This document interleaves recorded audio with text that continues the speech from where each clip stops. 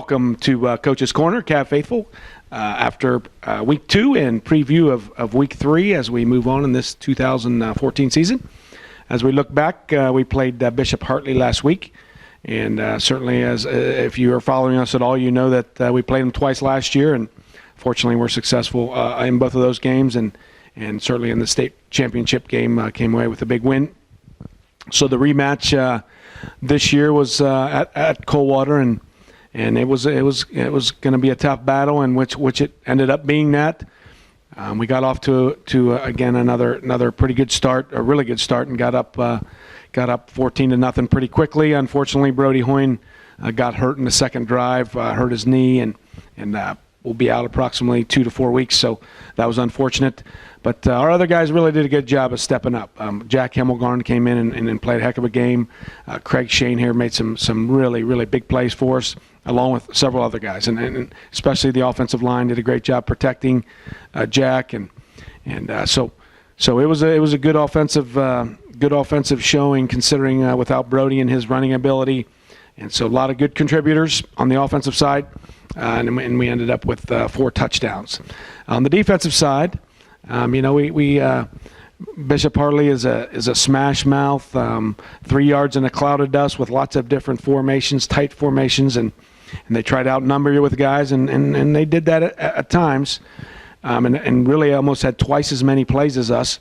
But our guys did a good job hanging in there, and certainly we had the weather delay and had to come back the next day, and after talking to our guys and thinking about what we could do a little bit differently, we just made a few adjustments, and our guys started really running to the ball and adjusting to the overloaded formations and things like that.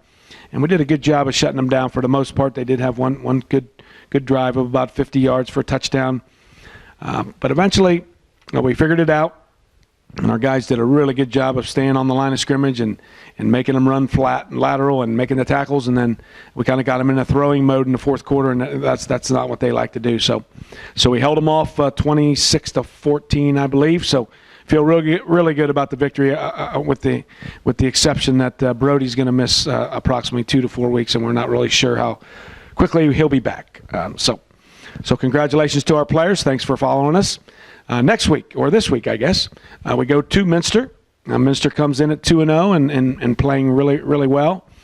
They have several skilled returning players. A lot of their skill guys. In fact, there's still juniors, quite a few of them. And so their wide receiver core, their defensive back core, quarterback, they come back with guys that are fairly experienced. And so I'd say that would be the strength of their team. Offensively, they try to mix it up, about 50-50 run pass, but most of those runs are with the tailback.